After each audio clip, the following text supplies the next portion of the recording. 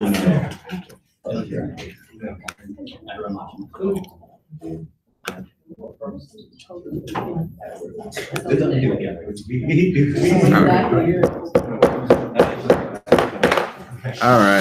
I'm going to call the 18th meeting of the 13th Undergraduate Senate to order. I'll begin by calling roll. Senator Colchamero. Here. Senator Pintar. Senator Hawk. Here. Senator Demisay. Senator Dantzler. Here. Senator Burgess. Here. Senator Meekum. Senator Chen. Senator Adams. Here. Senator Polinsky. Senator Fryer. Here. Senator Kenna. Senator Martine. Senator Morrow. Senator Zitzman. Senator O'Connor. Here. Senator DeGose. Here, Senator Rakowski. Senator Roberts. Here. Senator Legitimacy. Here. Senator Agdepa. Here, Senator Robbins. Here.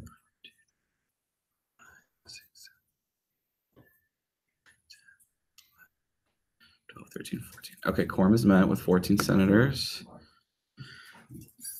We will move to the adoption of the agenda. Any discussion on the current agenda? Seeing none, it will be adopted without objection. Moving to the minutes, the adoption of the minutes from the 16th meeting, or actually the 17th meeting, sorry. Discussion on the minutes. Once I pull them up.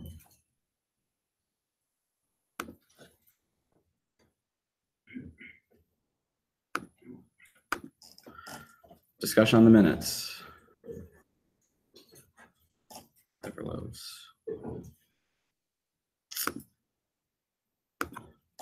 One second. Okay, now discussion on the minutes.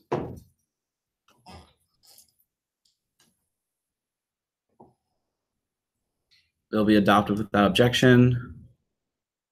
Okay.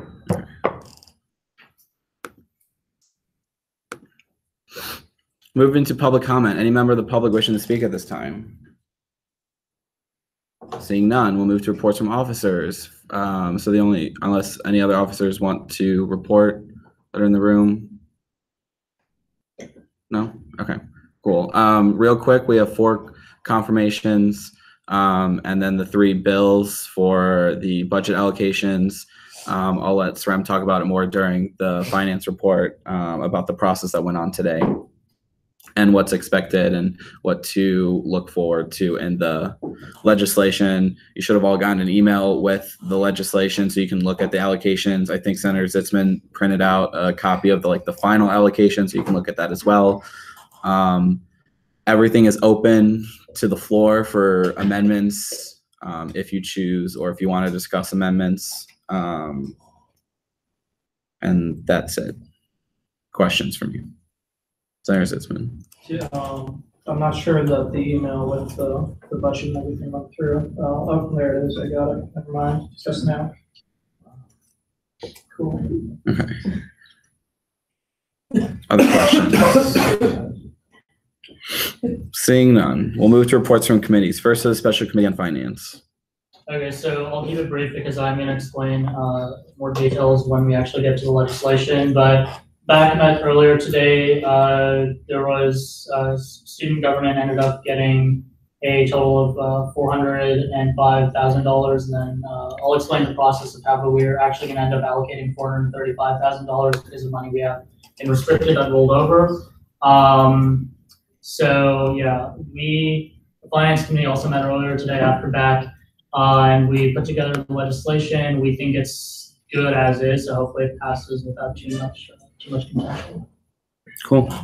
Questions for the chair? Yes, in addition to $405,000 for the budget and $38,000 showing up unrestricted, doesn't make sure that student government also has, or doesn't make sure that Founders Day has $130,000. So yeah, so I think that's the budget, but we're moving on now. When back met, there was a total total $940,000 that came from student activity fee revenue, or that's expected. We took off $130,000 from the top of that to go to founders. So $130,000 set aside from founders earned under the authority of student government. $125,000 of that is supposed to be for Founders Day. The last $5,000 is supposed to be for Founders Week events. And then so again, like the remaining $810,000, we allocated $405,000. Other questions? Seeing none, we will move to the Committee on Rules and Privileges. The only report is that all four nominees were recommended by the committee to full Senate, and so you'll hear from them in new business as well. Questions for CRP? Seeing none. All right, we'll move to new business. First, the confirmation of Mulan Burgess to be the Associate Comptroller for Budgeting.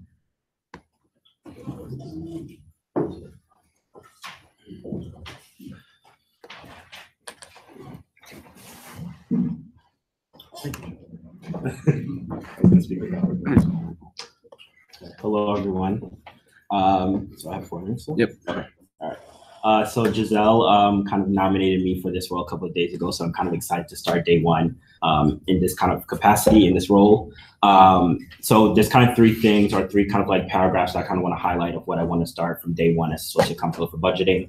The first thing is communication and partnerships. So holding meetings with senators just to make sure that they are aware of the work that the comptroller is doing, as well as allowing for open conversations of dialogue, which hasn't been seen in previous administrations in AUSG, but is going to be seen with this new administration, as well as working with meeting with the comptroller both formally and informally to discuss any updates and questions. We're checking in on the work that I'm completing, as well as the work that she's completing, as well as conducting meetings between the comptroller and leaders of the AUSG organizations, just to make sure that they are budgeting accordingly.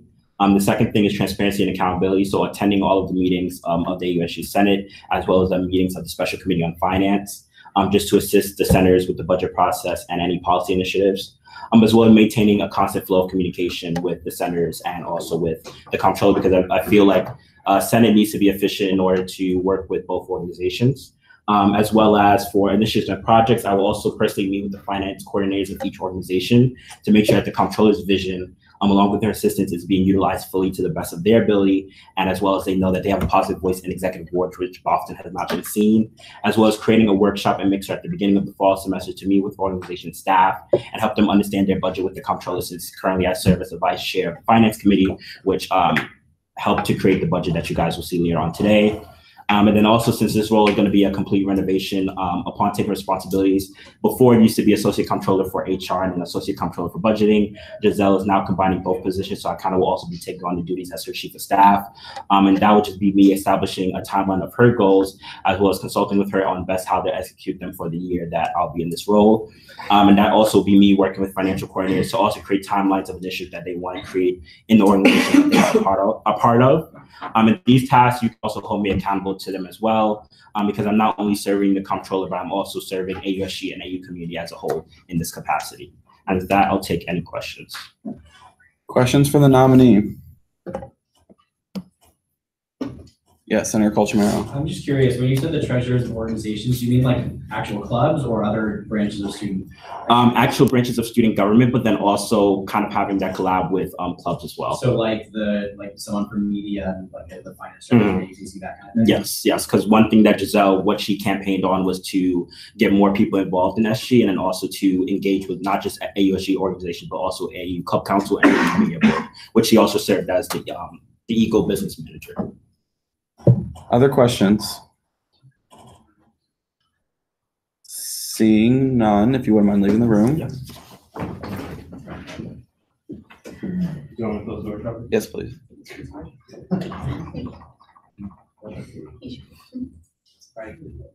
Discussion. Yes. Mr. Wells. Does anybody know if he's gonna resign if he gets the position? He stated in CRP that he would. Yes, Senator Colchimero. Is that a requirement? No. No. Further questions? Or discussion? The discussion. Seeing none, we'll move to vote without objection.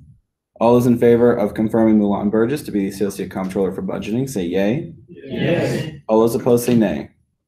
And opinion the chair, the ayes have it, and he is confirmed. I get that. He didn't get it, y'all.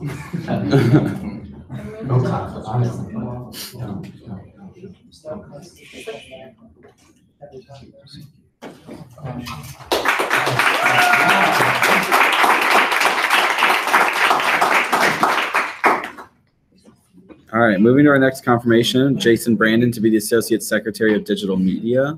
Sure, do I have my portfolio in the background, or do you just want me to speak? You can speak, and I'll also. Okay. So, hi everyone, my name is Jason. I'm applying to be the digital media position. So I know with Alex, we sort of discussed how with SG, the social media, it's good, but we can really take on the quality of the images as well as the message they send to the next level. And I sort of just ran down from my experience previously. So I've been working for the Kogod Center for Business Communications for the past 2.5 years. Every weekend, I feel like I'm doing headshots for them. So if you all need headshots, I'd be completely fine with that. I also do the big business events. I've been published in the New York Times, hope to get into Vogue soon. So after I graduate, I really hope to go into the profession of photography. And with this position, I feel like I can apply what I've been doing for the past 7 years when it comes to portrait work, event coverage, and things like that, and just take it to the next level. I also do a lot of freelance gigs when it comes to design and photography and filmmaking, of course. And with my filmmaking skills, I hope to sort of take the direction of SG into one where it's a lot more interactive with students, and that students feel like they can engage with the media that we produce and distribute. So I think that's about it. All right, questions for the nominee? Seeing none, if you wouldn't mind leaving the room.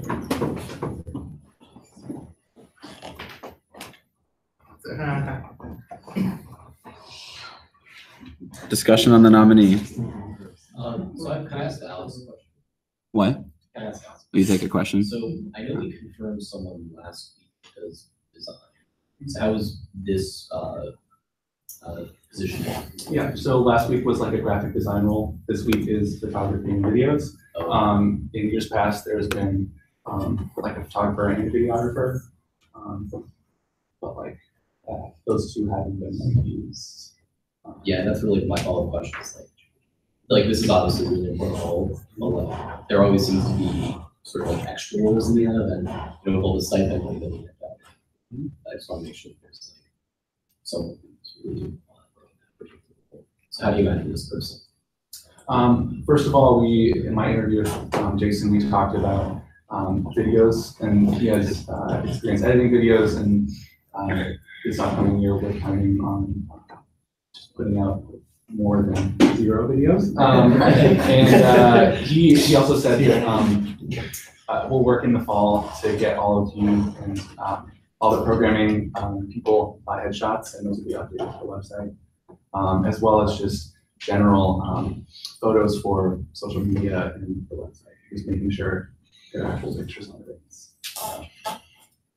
Other discussion, Senator Robbins. Well, I don't know about you all, but I'm very impressed by his experience, his photography, and I move that, since we have budget to get to, I move that we close debate and accept the nomination with unanimous consent.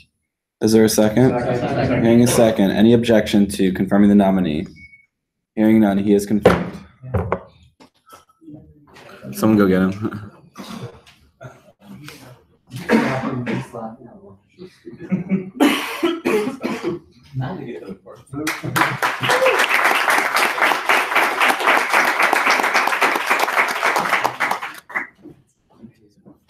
All right, moving to the confirmation of Thomas Kenna to be the Associate Secretary for Online Engagement.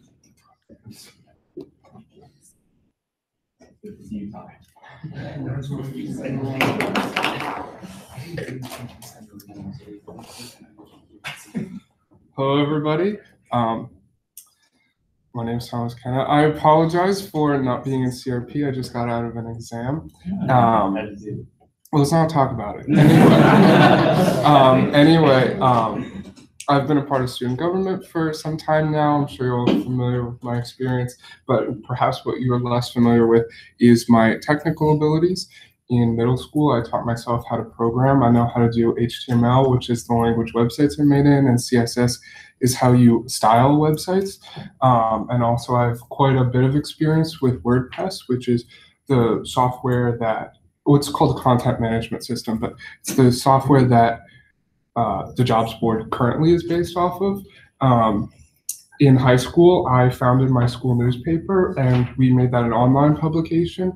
It used WordPress. Currently, I'm the communications director for the AU College Republicans, and I created our website for that. It didn't exist prior to my work on it last summer. So I've a bit of experience with web design and with web development. And I think that going forward, how would I improve our current web presence? Because you are paying me to do this, it shouldn't just be updating the bios of senators and elected officials. I think that we have a big opportunity with our really nice website to really showcase what we're doing on behalf of students, and also build out the programming section, because with WI, KPU, Sub, you would have no idea that these organizations have multi-$100 budgets based on their presence on the website. And I think that that's one thing that we really need to work on and build out. I think that's really all I have to say. I could pull up my portfolio, I guess, if you want, but I think you saw that in CRP. So if not, gonna head out. Thanks. Wait. Oh my God. Hey, you got questions, sir. Trying to bug out here. All right, who's got questions?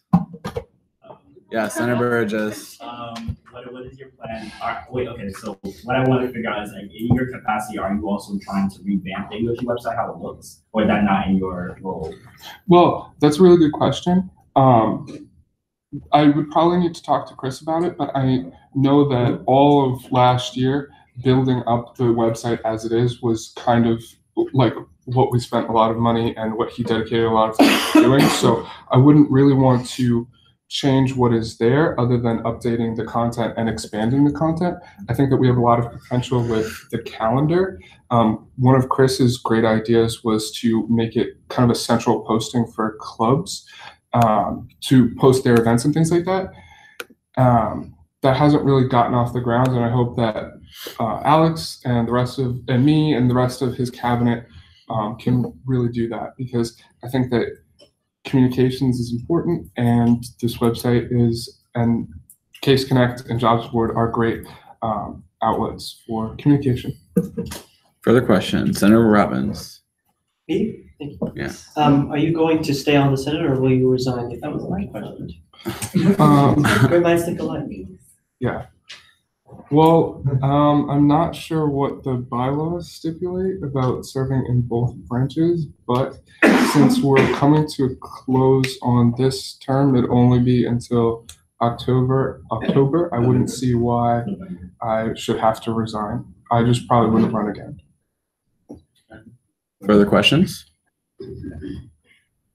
Seeing none, if you wouldn't mind leaving the room. All right.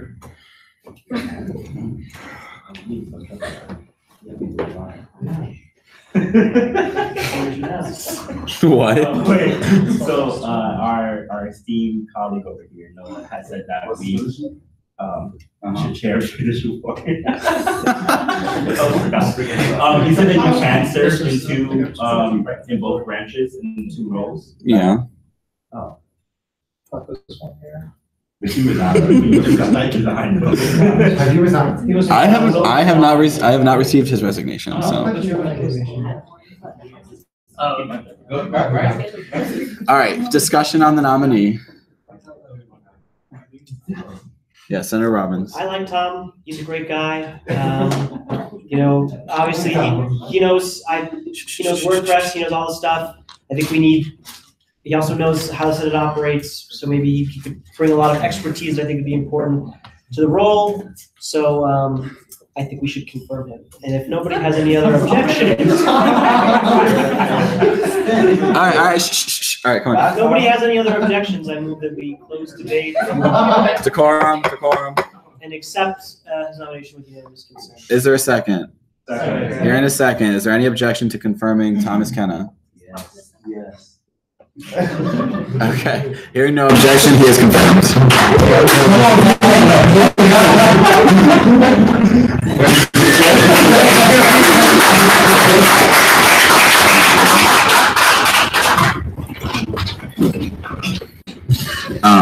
I mean, like, technically, nominees don't have to leave the room, but it's recommended. All right, moving to our last confirmation, to Iman Vahidi to be the elections commissioner. All right. Evening, everyone. My name is Iman. I was the chair of JSEP until the Senate abolished it the last couple of weeks. No hard feelings, though. Anyways, I mentioned that because I've had a lot of policy experience with elections. I'm doing them all year, first as associate member and then as chair. I've been through 2 regular and 1 special election cycles now. Every time we've been responding to problems that have come up. I want to say I was a big part of the reform that we had between the 2 cycles, I think in January or February. So I'm excited to, if I get confirmed, be able to actually work on policy while having like a boots in the ground approach, being upfront enforcing that policy. At the same time, I want to take an active role. So one of the big things I was thinking about was after the diversity report came out, I think that can help guide where my outreach is, getting more students engaged, especially this incoming freshman class. I think I mentioned to CRP that I think SG's rep could use a bit of a rehab, and I think a good place to start would be getting more students engaged. So I'm looking forward to taking any questions you have. Question, Senator O'Connor. It is a really important point, like actually getting the message out there and doing stuff. What like specifically? So I want to sit down with Rafael Sestero and also with Milan, who wrote the bill and talk, like go over the report. And Josh. And all right, so everybody who was involved with the bill. Sorry, I just remember your name, the first one, but I want to sit down with everyone who was involved with that and basically talk through it and see where we can go in terms of like reaching out to clubs. So I think a big thing would be going to clubs, seeing with, I don't know about how much contact I'd be able to have with admissions, but like maybe making, I don't want to say recruitment, but encouraging incoming students to run for SG like as early as like when they're being admitted, that sort of thing. Yeah. Other questions? Seeing none, if you wouldn't mind leaving the room.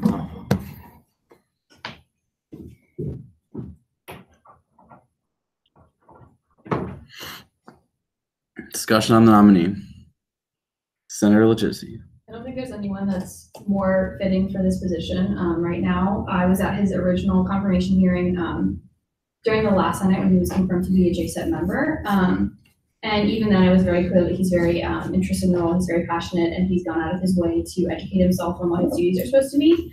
I also think he did a really great job dealing with all the elections this year. He's always remained very impartial and focused on his job. And I think that he'll be really great in this role. Further discussion, Mr. Wells. Question. With the new bylaw amendments, how long is this new position serving for? Is it a year or is it indefinite? I think it's 1 year, but I'll have to double check the legislation. Like the JSEP chair was indefinite, elected official was 1 year. So I'm pretty sure the chair position goes for 1 year. Other discussion or questions? Senator Kenna? He's going to, if he's confirmed, he would only serve for. Yeah, unless, yeah, he would be. I believe so. Don't quote me on that, but like, I think it would run the same cycle as the commissioner used to like serve as the chair position. Yeah. Other discussion? Senator Zitzman? Yeah, just have to clarify that this is the same old position. We didn't create a new elections commissioner spot. He is the same elections commissioner as Jacob was, but now he also has the responsibility of JSEP chair. Further discussion? Senator Kenna. Well, seeing as though we don't have a lot of discussion here, I would like to remind the body, as the current dean of the Senate, that This is definitely a consequential position, and we should remember what all that Jacob had to go through this past year with Senate elections, then special elections, then e-board elections, and there was a ton of complications with super PAC issues and harassment. So I think, and during the election season, the person in that role commits a ton of time to it. That's not an endorsement or a denigration of Eamon, because I think you do a great job, but so I guess that is an endorsement, but I just think that we need to remember that this is an important position. Senator Connor. That point about harassment reminds me that I must have sat down with him in like November, like right after, or actually like during the election or around that time. And I was like talking to him about like my experience doing like the RJ elections, and he sat down with Senator Hakami, who was like going through all that stuff that she went through in the last Senate election. And he was really on the ball with all that kind of stuff. Like, I was really surprised because he was a freshman, like brand new to that position. And he was already like, had already like basically memorized like, all the bylaws, the documents, all that kind of stuff. So I feel like if there's one person in particular that could like play a really good role with those like, those really important issues, I think like, you know, he's the guy to do it. He's just got a really good and really smart guy, so. Other discussion? Seeing none, we'll move to vote. All those in favor of confirming Iman Vahidi to be the next elections commissioner, say yay. Yay. All those opposed say nay. In the opinion of the chair, the ayes have it, and he is confirmed.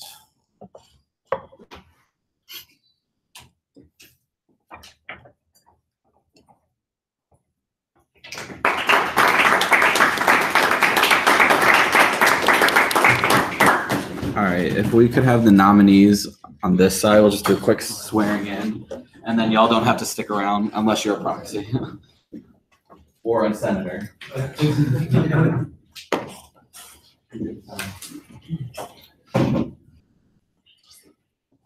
My job. Oh, yeah. All right, please raise your right hand and repeat after me. I state your name, do solemnly swear. I, Jason Swear, do solemnly swear That I will diligently and faithfully. Execute the duties and responsibilities. Of the office of, state your office. That I will abide by the governing documents. Of the student government. And I will work to my fullest abilities. To promote the interests and welfare. Of the students of American University. Congratulations.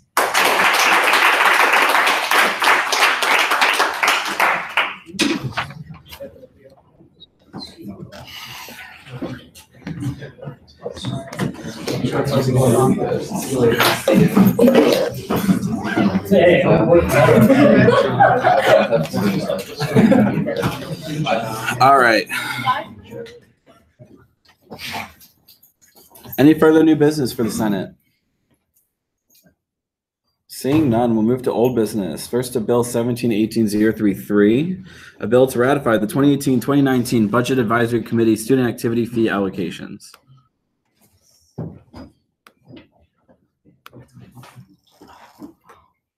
Okay, hello everyone. This is like probably the reason you all came out today. Can we just do this like all in once, like all three bills? Is there any objection to just presenting on all three bills? Okay. Okay, so we'll start with Bill 17-18-033, which is the allocation. So basically, to give some background, and I wrote it down there as well, the Budget Advisory Committee met earlier today. It was the only meeting, unfortunately, but it went pretty smoothly. Basically, Student Activities projects that we'll get $940,000 in activity fee revenue in the next academic year. And so we decided with unanimous consent to first take off $130,000 for Founders Day, because there's always like an issue with funding Founders Day. So, and to go into more on that, $125,000, as I mentioned before, is like strictly going to be used for Founders Day, and then the remaining $5,000 is for Founders Week. And all that money is under the authority of student government.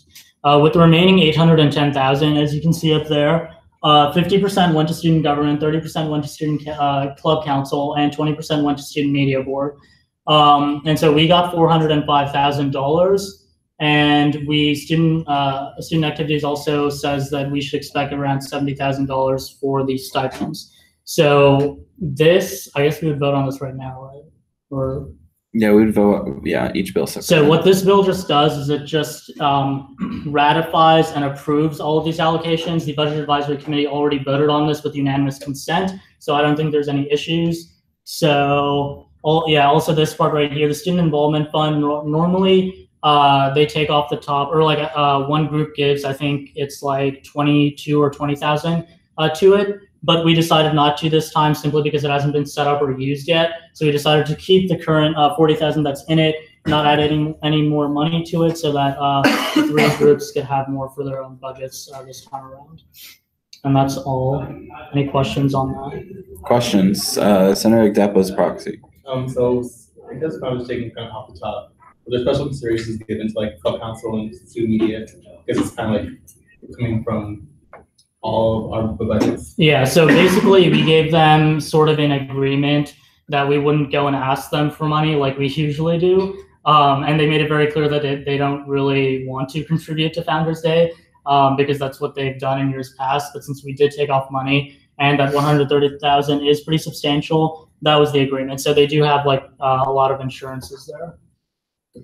Senator Robbins. Can you just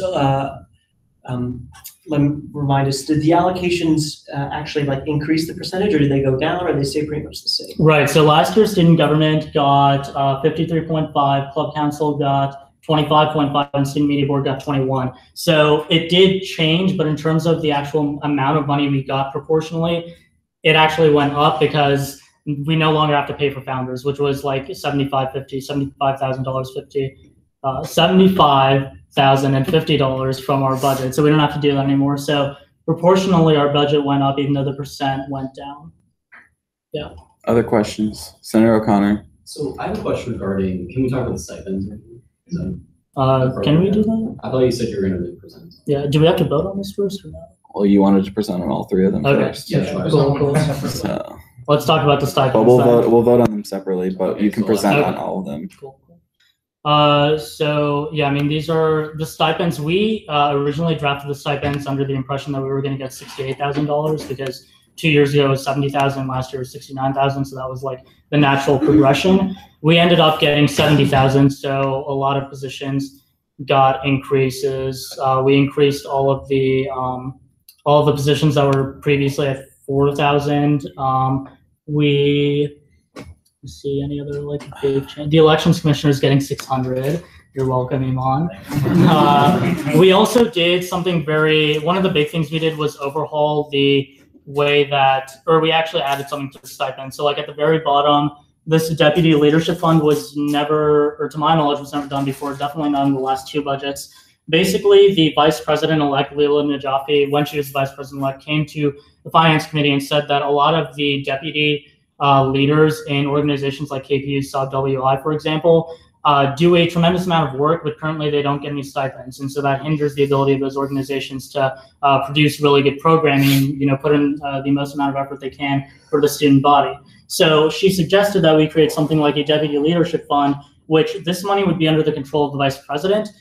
We made it 3,300 so that like if the vice president wants, she can allocate that evenly between the three organizations like KPU, SUB, and WI to make sure that they have money for the deputy leaders in those groups if they want. Also, Alex's proposal for the secretary's cabinet kind of changed around some things because, for example, like he combined photographer and videographer into the associate secretary for digital media.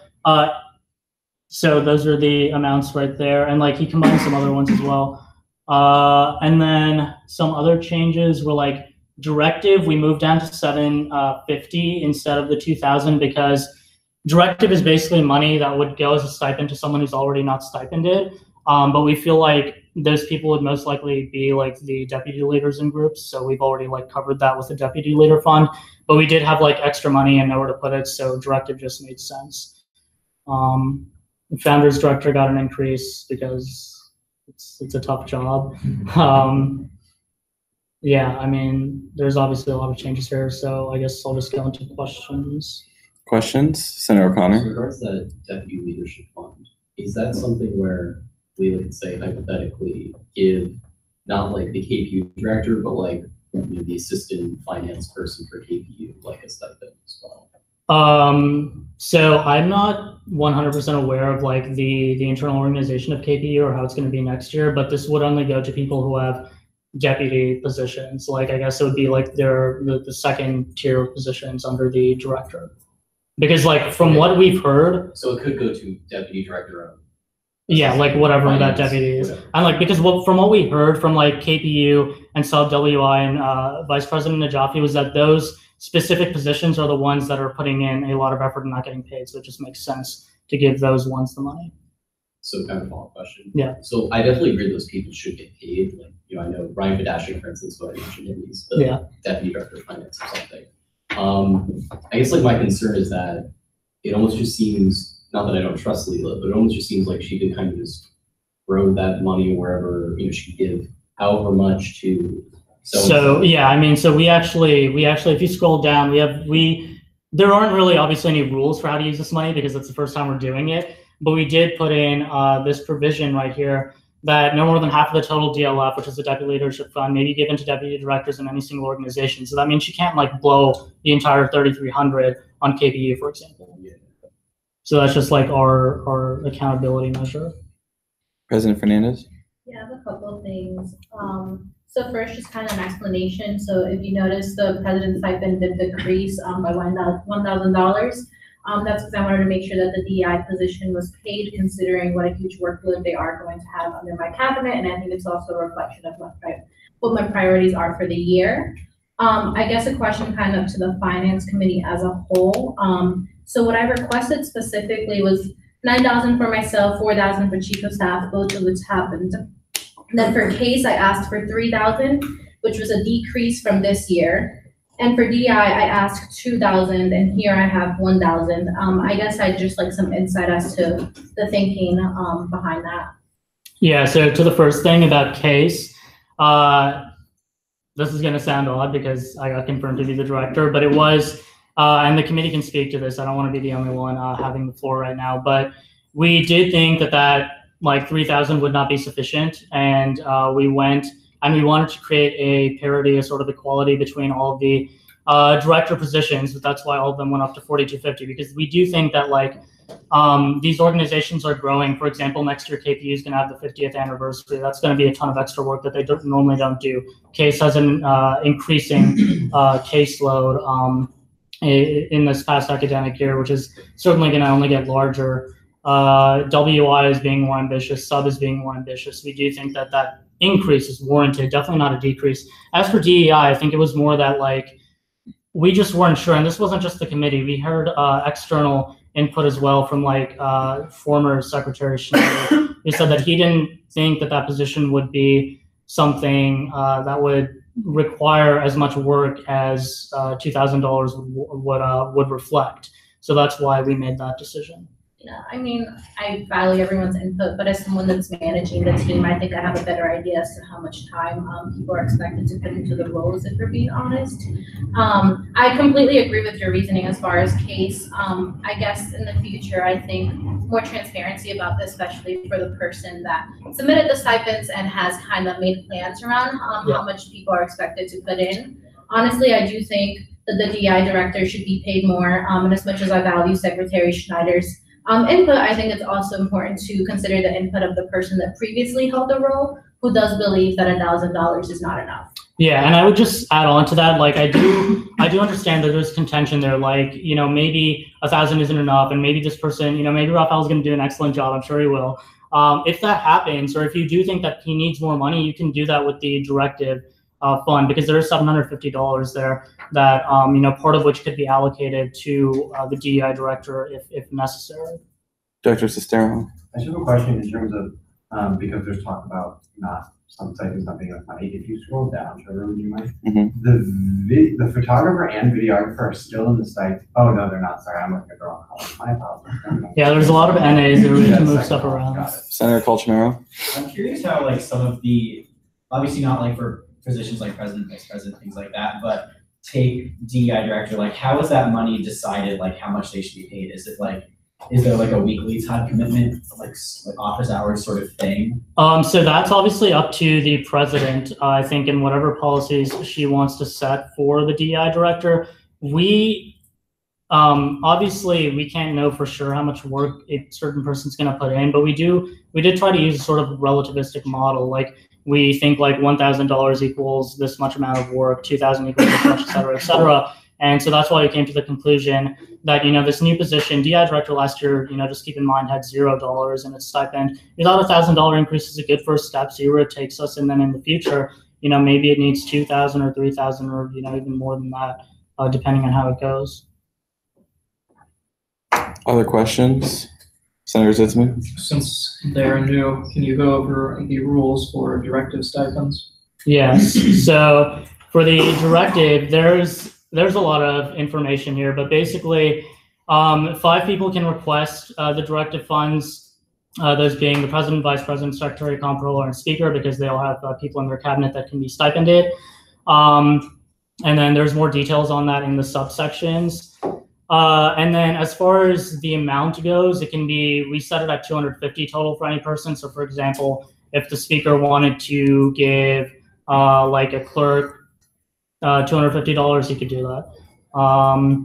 And it does require Senate approval, but the Senate is not allowed to amend the request just because we want to keep everything running smoothly. Also because we don't want to have a situation where it's like, you know, Trevor sends in, for example, a $250 request and then Senate ends up amending it to like some obscure like $237.9 or something. So that's why that provision is there.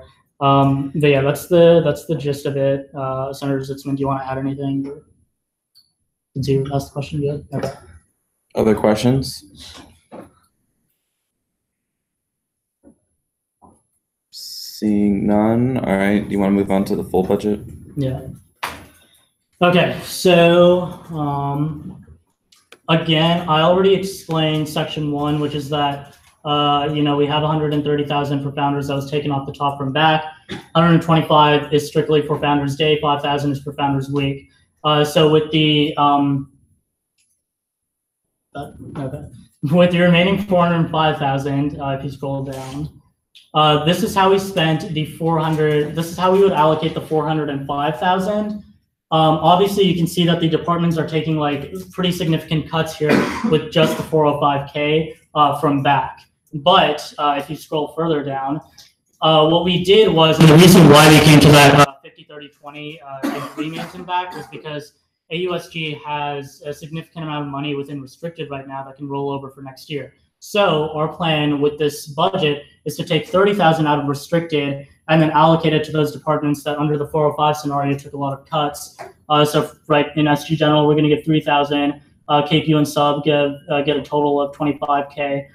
So then if you scroll down even more, is there, okay, there's nothing else. Okay, sorry. Well, the budget you have in front of you, the ones that Senator Zitzman kindly passed out, that's sort of the end scenario, right? If we take that entire 435,000, how we're going to spend it on every department. And I can justify, or I can give you the justification we used for all of these. So SG General, starting off with that, has like, it's historically and like even this year spent a lot of its money. So we think it just makes sense to keep it at 5,000.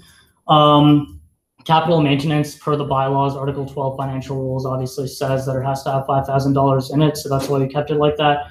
As far as the travel subsidy goes, we kept it at 3,300 because it was used extensively.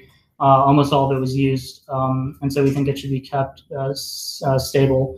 And then one important thing we did was we consolidated VP General and VP Events because this academic year, at least, only VP General was used, and it spent a total of $475, but then it got reimbursed through a fundraiser, and that reimbursement was $238.62. So effectively, VP General spent $236.38, VP events was never used at all. And so we wanted to consolidate those two into just a VP fund and give it $750, which is more than they spent. So we think that that's warranted. Let's see, KPU is getting a pretty big increase because one, like speaker fees are going up, which is true for all programming departments. But number two, because it is their 50th anniversary and they're going to need more money for that. And so that's also why like sub and WI got increases, because sub speaker fees are going up. Same with WI, and also WI has historically been underfunded. So this $22,500 is going to be the most amount of money that they've gotten at least since the 2 years ago with the 2016-2017 budget cycle. Founders Day, again, it's NA because we already accounted for that with the back meeting. DOPAR, so DOPAR requested 6,000, and initially we thought that it would be a good idea to raise the amount they got from the 3,700 from last year to maybe 4,000 or something. But then we backtracked because looking at their expenditures, they only spent $53.73 this year. So we thought, if they're not spending that much money, that it would be warranted to give them a decrease and then spend that money on WI, for example, which is what we did. Case is getting an increase, $500 increase, which is what they requested, because they did spend every single dollar of their money. And then Community Service Coalition, we're keeping at $250 because that it's important. Questions about the budget? Senator Colchamero. Just in section 2, allocation of 410. Oh, that's clerical. Thank you. Senator Depp was correcting. So for VP General, VP events, I agree that they're too high. But we also spend we co-sponsor Final Perk every year, and that's about 500. I don't know how the library settles their accounts. It's something that comes out of those budgets, as well as the transition brunch as well. So 750 won't be enough. And also the classes and school councils are funded out of those accounts as well. So by reducing the capacity of class and councils to operate, if they do or not, is a question for the new vice president. Yeah, so I told you two things. Will not be able to operate with that kind of budget. Yeah, so the first thing I'd note is that we, number one, if we were in a situation where we can't fund something, again, we do have a pretty significant amount, even after 30,000 in restricted. But the second thing is I'm not aware, I didn't know that you guys spent money on that because I couldn't find it in the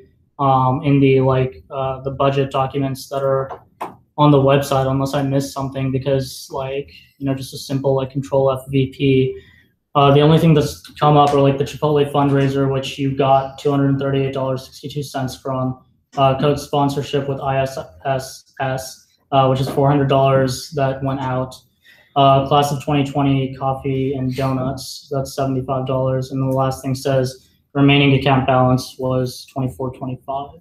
So when was that money spent? Because the library, I'm really not sure how they settle their accounts, but the condition branch, it should have come up. We ordered it a couple weeks ago, so maybe they have the SA hasn't gone through. I'm not sure how the financial background works, but just something to be aware of as we look at kind of. Okay, so do you know how much money total was spent on all of that? So the final perk of $500 each semester. 12,000. Okay, and that was after you co-sponsored with the library? Yes, we gave them money. Okay. We gave them $500. And so the district branch is about $1,000.65. Okay, that's very long because it was very recent, so it probably just wasn't updated. Yeah, that's probably why. That's something that can be discussed in discussion during. Yeah, I mean, I'd go back to the thing about the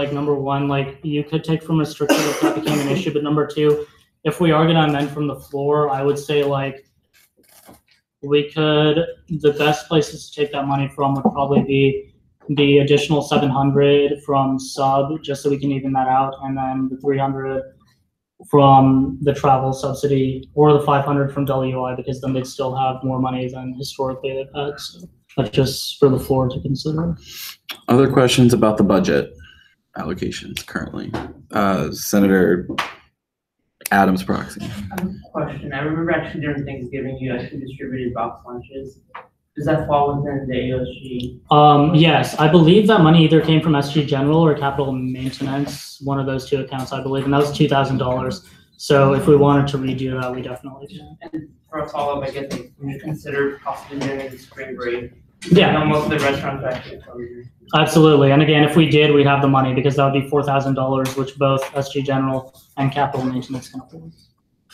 Other questions, Senator Robbins? I'm sorry to do this. I just want to go back to the first piece of legislation, which was the breakdown of the allocations. I just remember the very beginning, after spring break, there was concerns from Student Media Board.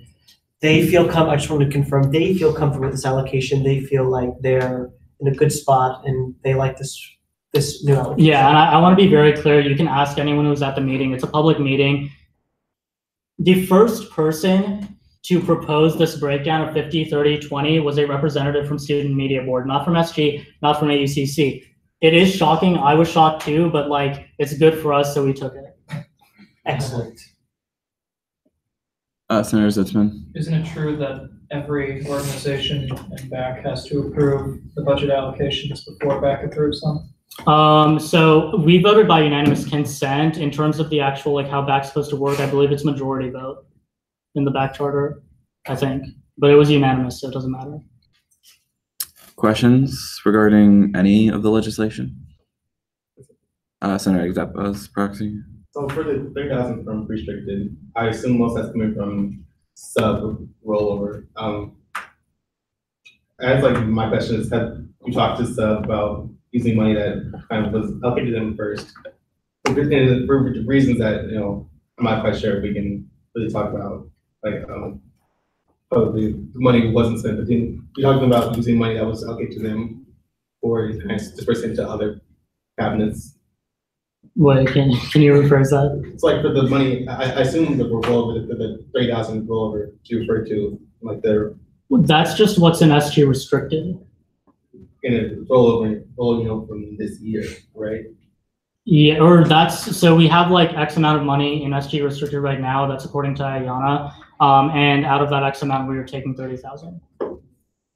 So yes, like it would be like the final account balance for this year. Okay. The finance committee doesn't know where the money came from. They just, I think, took restricted. Yeah, that's what Ayana was talking about.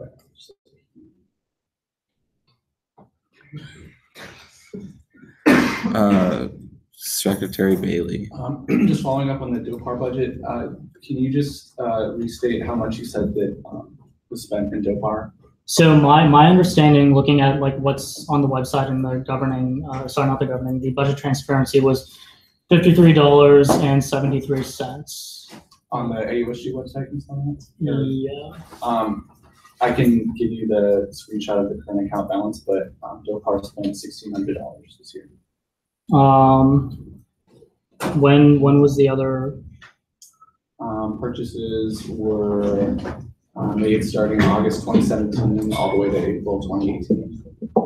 Okay, that was the entire academic year. Okay, I mean, but then you're still fine because you have 2,000. Right? Oh, I see what you're saying. Yeah. Okay. Other questions? Seeing none, we'll move in discussion first on to 033, which is the BAC allocation ratification. Discussion on 033. Senator Robbins. I'm just very happy that Student Media Board feels comfortable with this. I know that they really were not very pleased at the start of this whole entire process, dating all the way back to after spring break. But I think it shows that we built some really nice consensus with them, and hopefully we can keep conversations going, especially as we enter into the period of the referendum. So I'm really pleased with this, and I know that they're really pleased with this as well. Discussion. Seeing none, we'll move to vote. All those in favor of adopting Bill 1718-033, bill to ratify the 2018-2019 BAC allocations, say yay. Yay. All those opposed say nay. Opinion of the chair, the 2/3 is met, and it is passed. All right. Now that that is ratified, we'll move to Bill 034, which is stipends. Discussion on stipends. Senator Eric Depp is proxy. I think that what we're saying, I think this is a good moving make a direction, especially compared to the reflected deputy fund. I think that in the future we might do more institutional checks on it. I feel like it's bringing up to the vice president kind of do what they want to do. I think it's fine being a good vice president, but that's not a guarantee every year. I also think that there's in the future, like, especially in terms of like the DEI, I think that like we really talk about diversity as like a huge part of our kind of plan moving towards ASG. We should definitely kind of think the money shows our priorities more than like words do. I think that this kind of speaks to that. So I think that hopefully we can kind of find ways to move that around and like kind of give it the kind of like support it needs to do like the work that needs to be done. Senator Dantzler. I would just echo the sentiments of Senator Depp proxy, formerly known as Vice President. So, and just say that if we're going to be a body that wants to promote diversity and inclusion, let's start putting our money where our mouth is. So let's do that.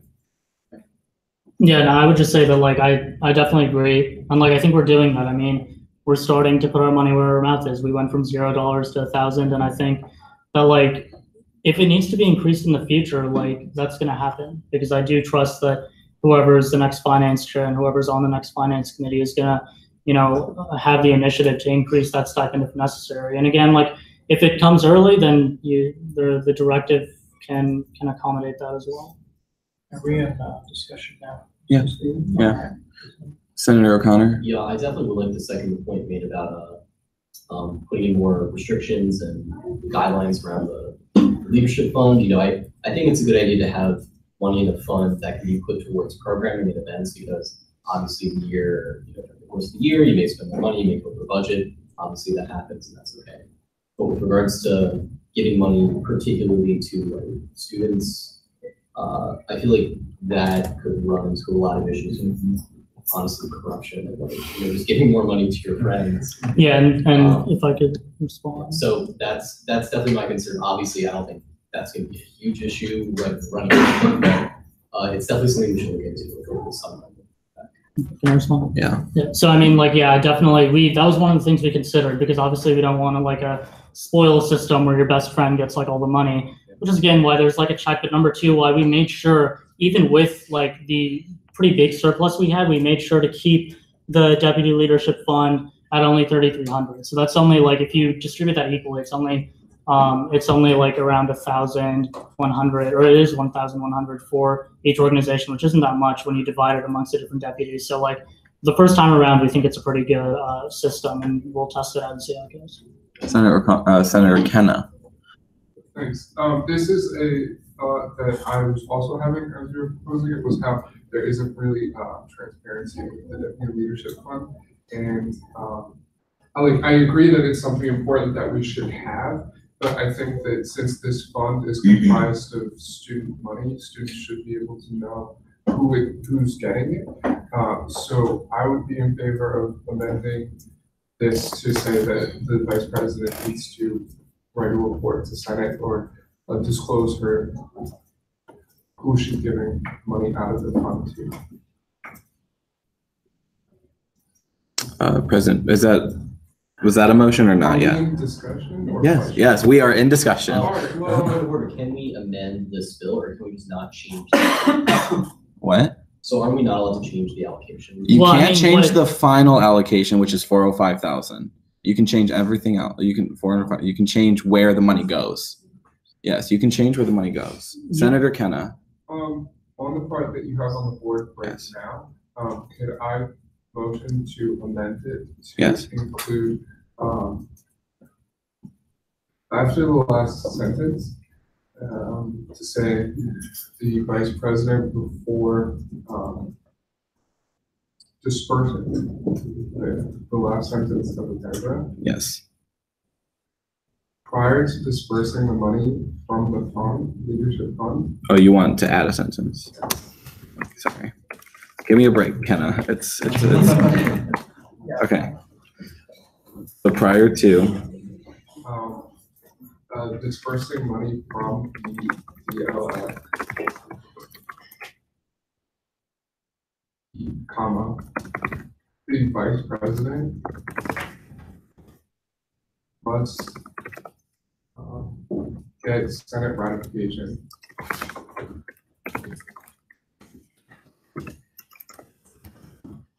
of her allocations.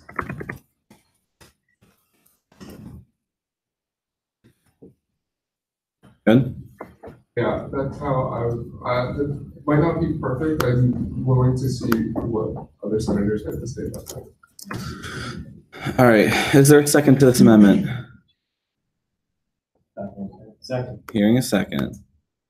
Discussion on the what's in yellow.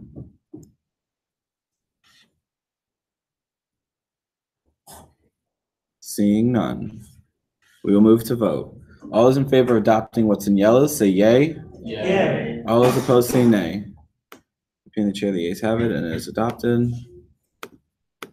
Mr. Wills? Deputies vote wrong. Taking that as clerical. Senator Colchamero. I have a question on all the budget information. Besides where this is stored, like in the Google Drive that students can access, is this released somewhere publicly so students can see exactly how much their student government vice president is getting paid per year? It could. I mean, that's up to our communications. I just like personally with a lot of friends that I have and people I've spoken with who know that like I get paid for my job on the club council, but know that a lot of people in other departments get paid, and they ask me how much they're getting paid because it's, you know, somewhere that's coming from them and it's a lot of money that's going to them. That is really important to go to all of our officers and people who are doing great work. But like I feel like somewhere that needs to be put forth more than just in the Google Drive that students can access if they take to the website. Discussion? Yeah. Senator Kenna? Well, as I was just confirmed as Associate Curriculum on Engagement, I will take these concerns, take note of them, and we can definitely increase transparency on the website. Pending Alex. President Fernandez? Hi, so going back to what I originally discussed, I just want to read the numbers that I shared with the Finance Committee when I presented to them. So my original ask, $9,000 for president, $4,000 for chief of staff, $3,000 for case, $2,000 for diversity, equity, and inclusion, and the rest unpaid. That's a $375 surplus from last year. I said, in the event that more money is needed, specifically for the Deputy Leadership Fund, this is what I'm willing to do. $8,500 for president, again decreasing another $500 from my stipend. $3,500 for chief of staff, decreasing $5,000. $3,000 for case, and $2,000 for diversity, equity, and inclusion. Notice how I gave two options and I wasn't willing to compromise even when I lowered my own stipend. So I just want to do with that as you wish, but as someone who's managing the team, as someone who understands the priorities of our school year, what my goals are and what we need to be successful, take that into consideration. Other discussion? Senator Zitzman? Yeah, so just a couple of things.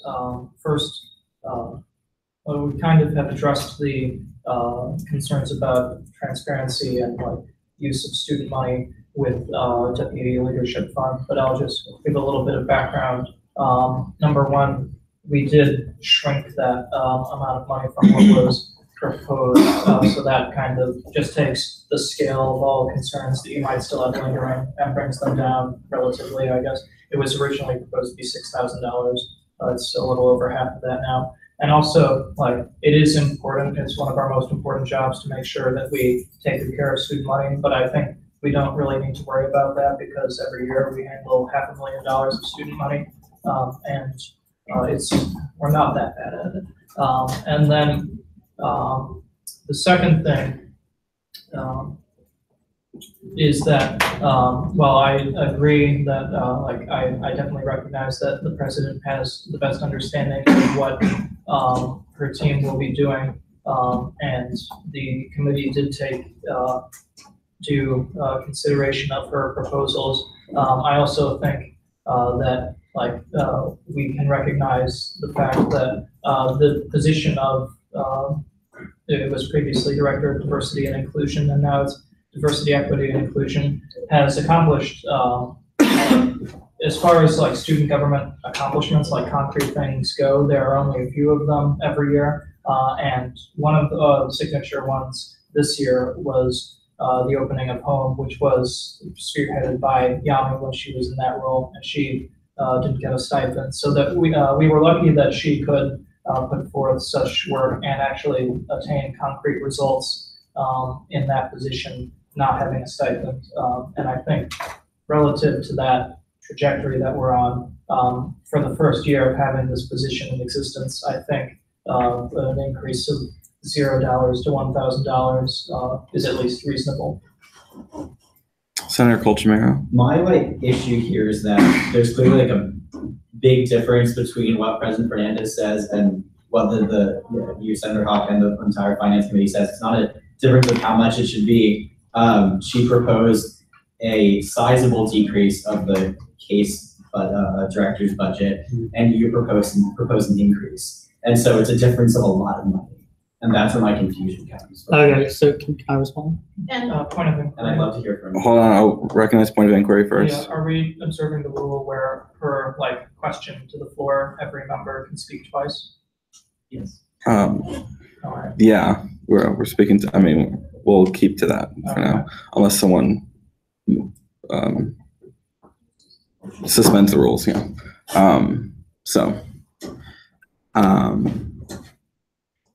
Senator Zitzman.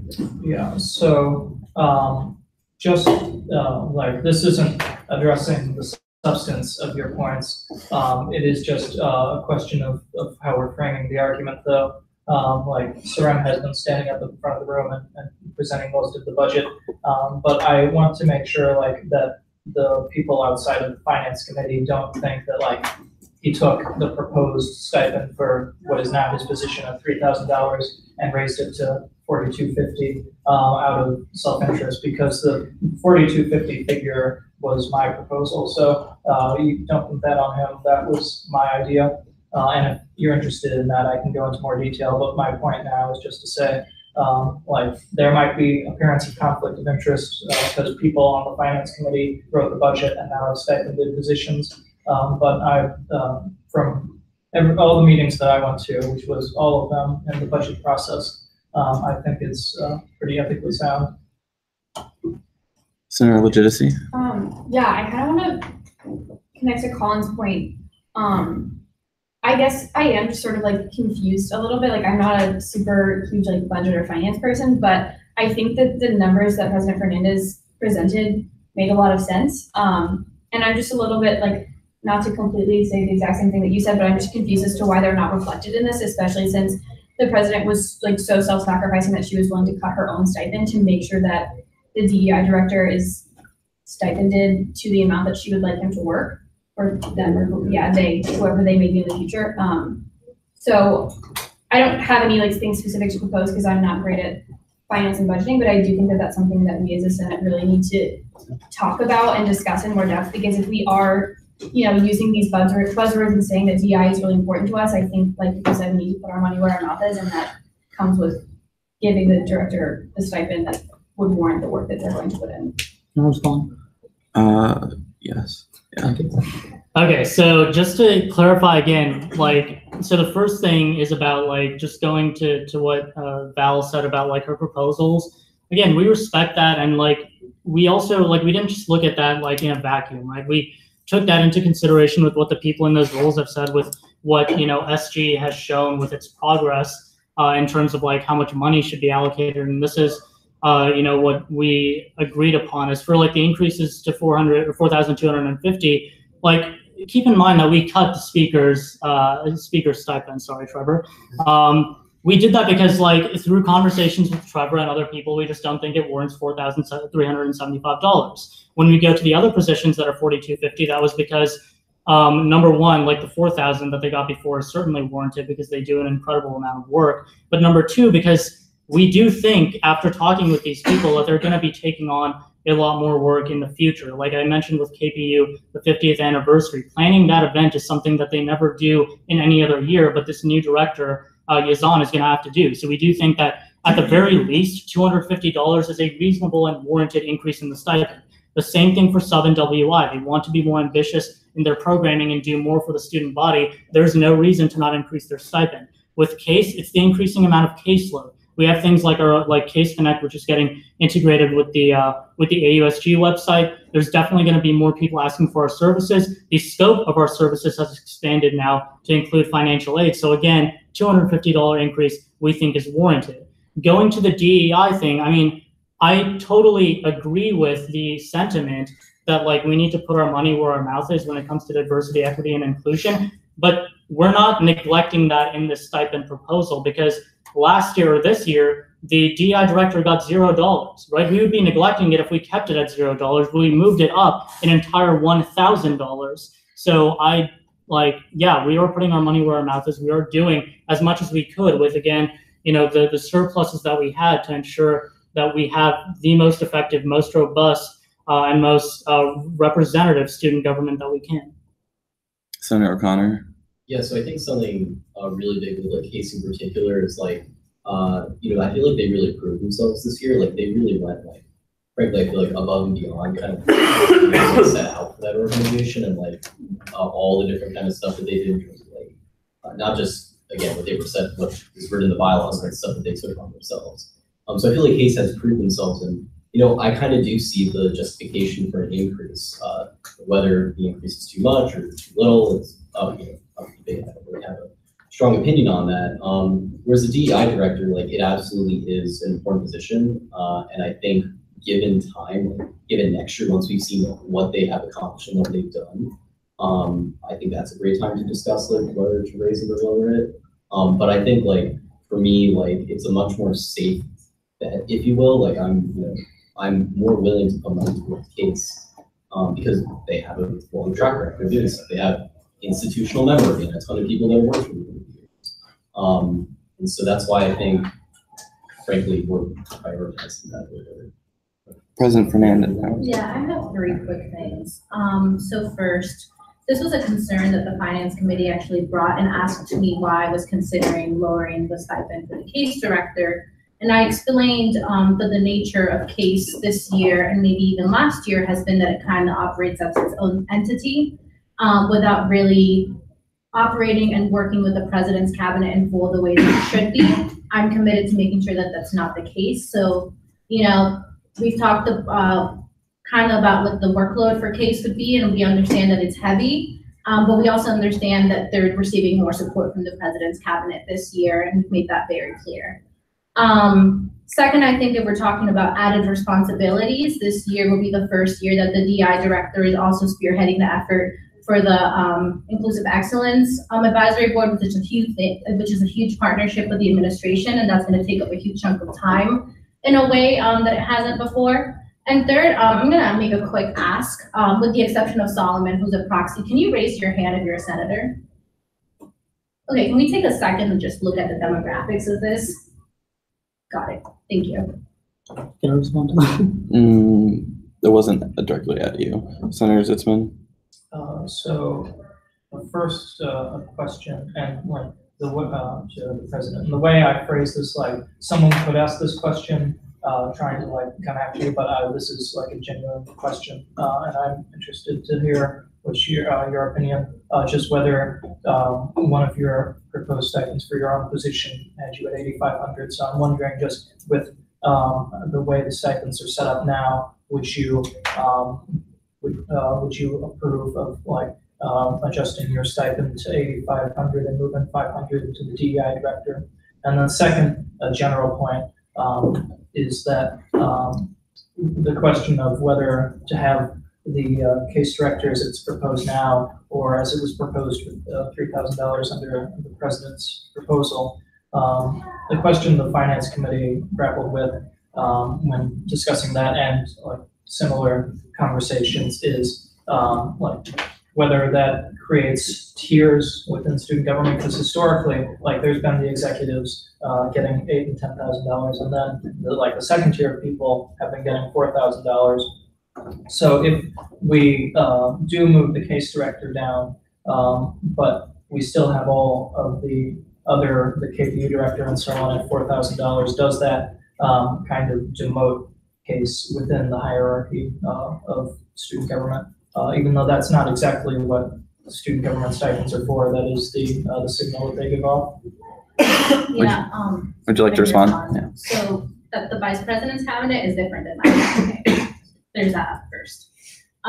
Second, I think, and we kind of talked about this during the finance committee meeting, we understand that our structure is very horizontal.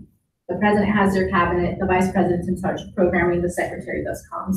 To the outside world, people don't know how to distinguish that. So the president is in charge of everything as far as they're concerned. When something happens, when someone's arrested, people don't go, oh, that's case. Like President Birdwell, Dr. Fontaine doesn't go, I'm gonna call Sarem. They go, I'm gonna call Val.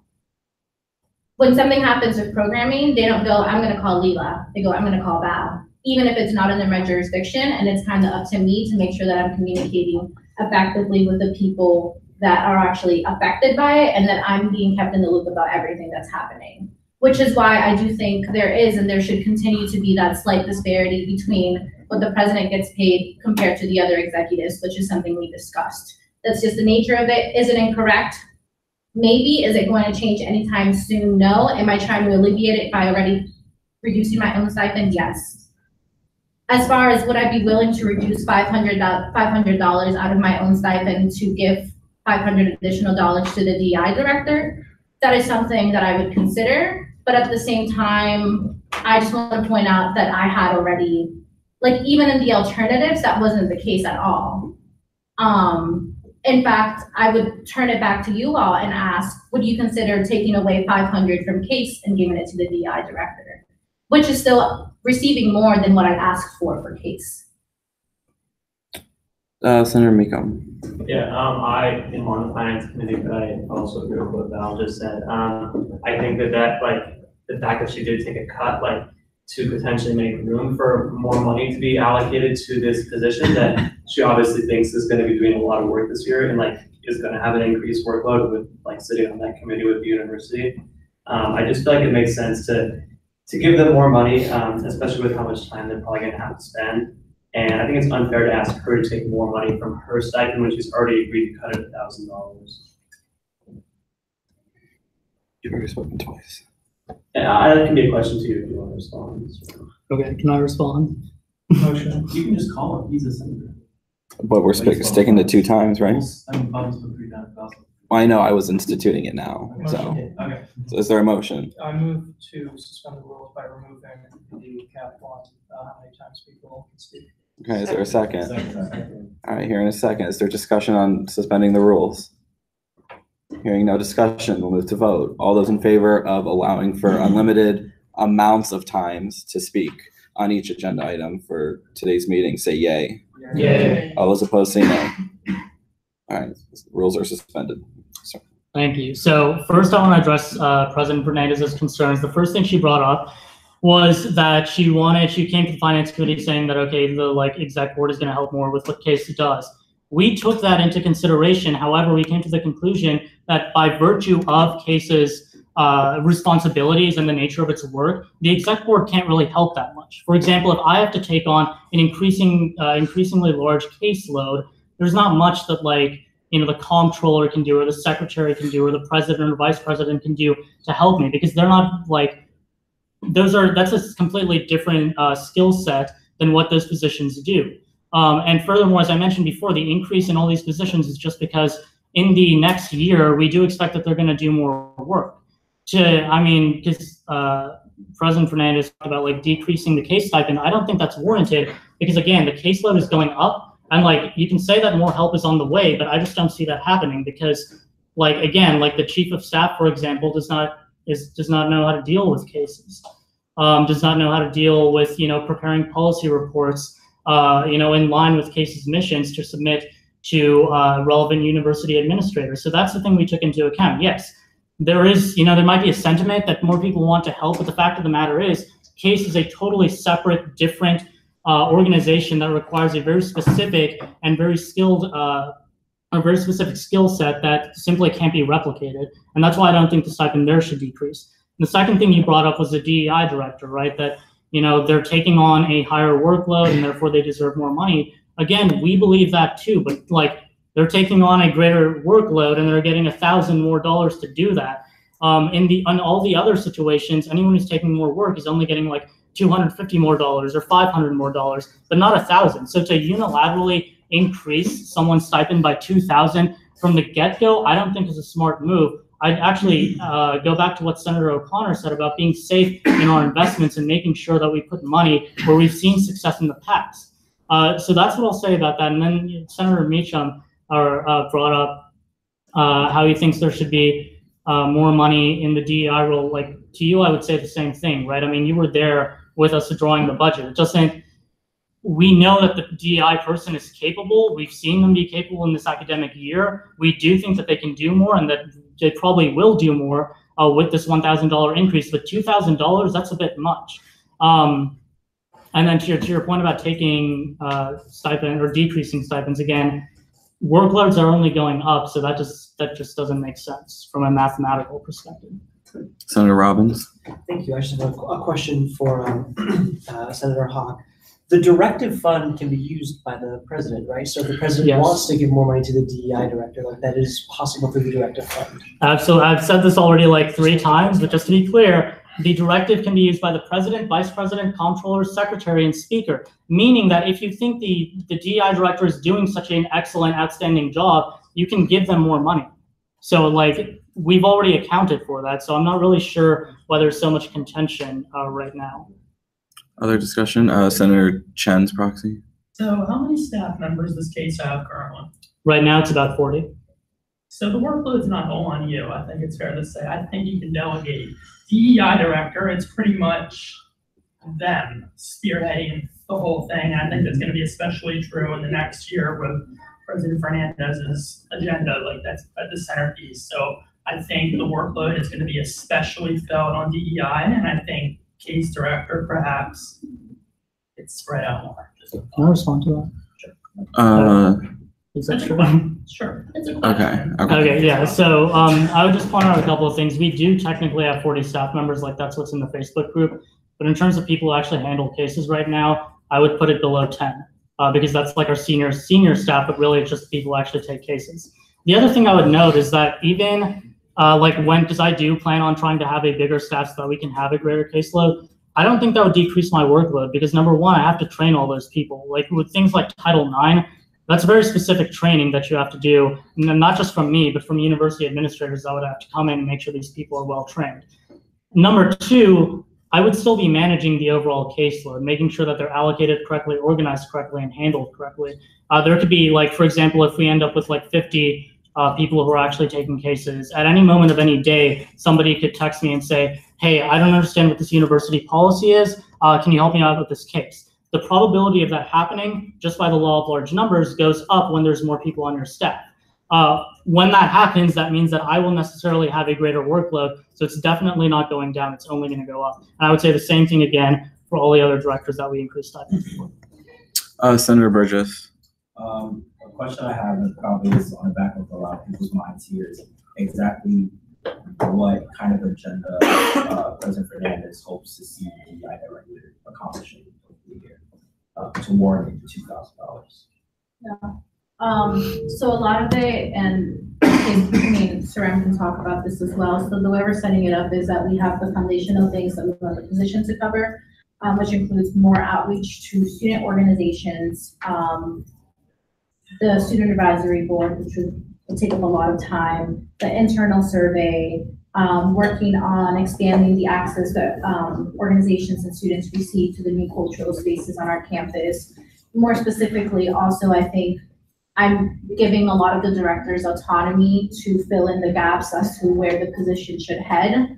And just to give you some insight as to how we're organizing the team, we had them both case director and the DI director submit memos as to what they envision for the year. And then we're working on clarifying that and changing that and adding more or taking more as needed. I think for DI, something else to consider is that given campus climate, both at AU and nationally, things kind of come on the fly. You can't plan when a hate crime happens, but it'll be an unexpected amount of work that that person needs to take up. But you know what? I also feel like I've made my case, no pun intended. I have explained my reasoning. I trust, I don't want to begin the year with a tense relationship between the Senate and the executive branch. That's not what I'm hoping to do. I trust that you all have transparency, inclusion, equity at the back of your mind. We're talking about improving student government's image. If we're talking about fighting for inclusion and equity, keep that in the back of your mind. Do with that as you wish, but this is your job, it's not mine. So I will respect whatever decision you come down to. Senator Colchamero. Can I direct a question to President Fernandez? Will you take a question? Sure. I just forgot one of the numbers. How much did you originally propose for your chief of staff? 4,000, and then I said I'd be willing to leave that to 3,500. So why don't we consider cutting some of that to put more money into the DEI director's budget? I mean, I don't know what the workload is for the chief of staff, but if the president thinks that's so my point, if the president thinks that that job can still be fulfilled with $3,500, and she clearly knows enough about the position because she's overseeing it, is that something that could be considered? Yeah, I mean, it can be a discussion you all have. As you said, this is up to you all now. I'll just say this. Before, Maddie just got initiated this week. I've had her work on more than 20 hours worth of things. Just on the first week without actually kicking off the year of the school year. Do with that as you wish. Senator Kenna. Mr. Speaker,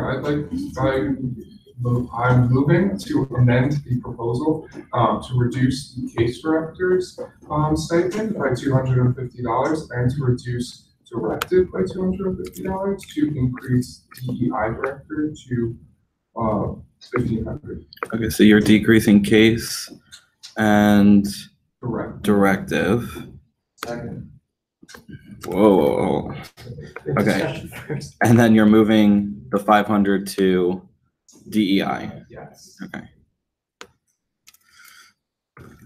Okay, and I heard a second.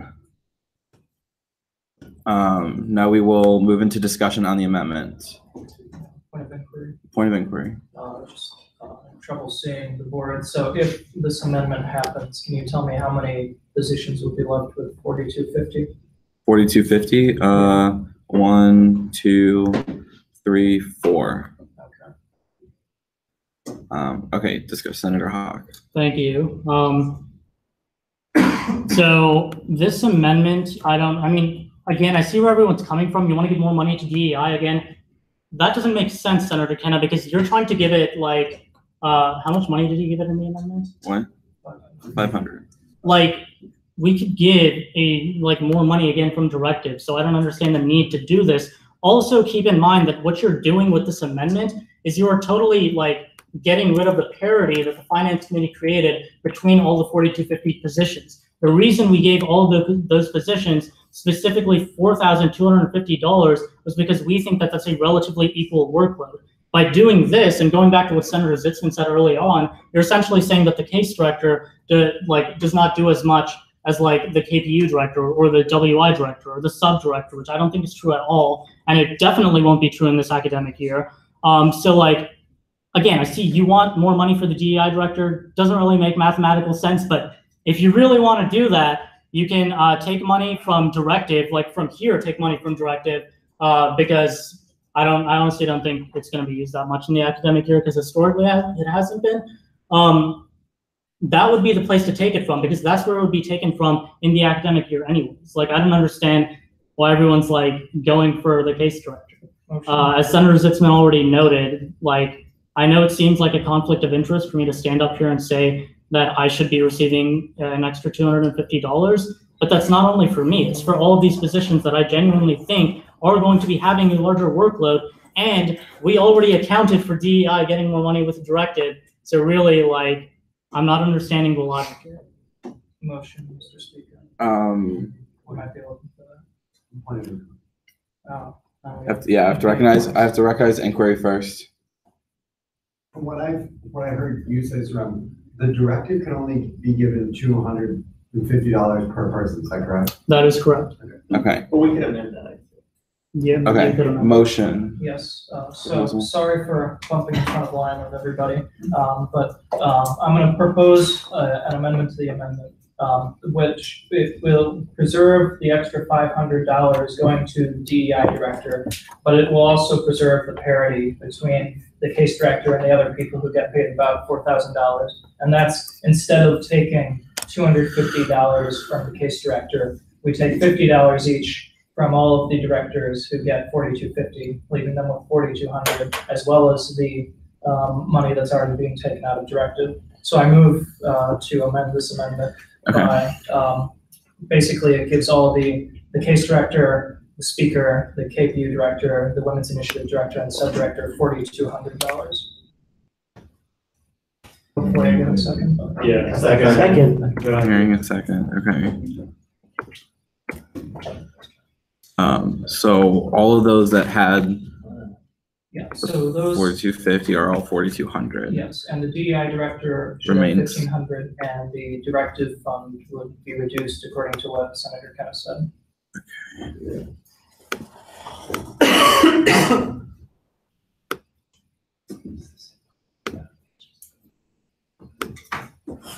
Okay, and I heard a second, so discussion on what's in green. Senator Kenna.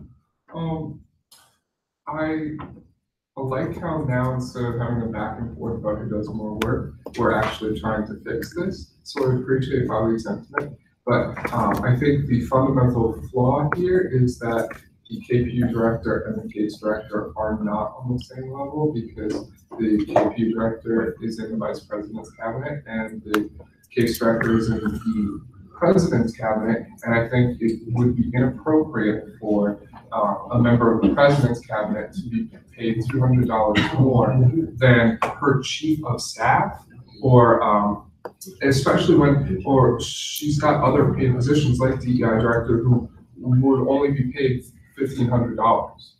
Like, I am encouraging you all to vote down this amendment to my amendment and go back to the original amendment. The case director was 4,000 and everybody else was at 4,250. Hold on, Mr. Wills, does the chief of staff have speaking rights? Right, because DEI has speaking rights.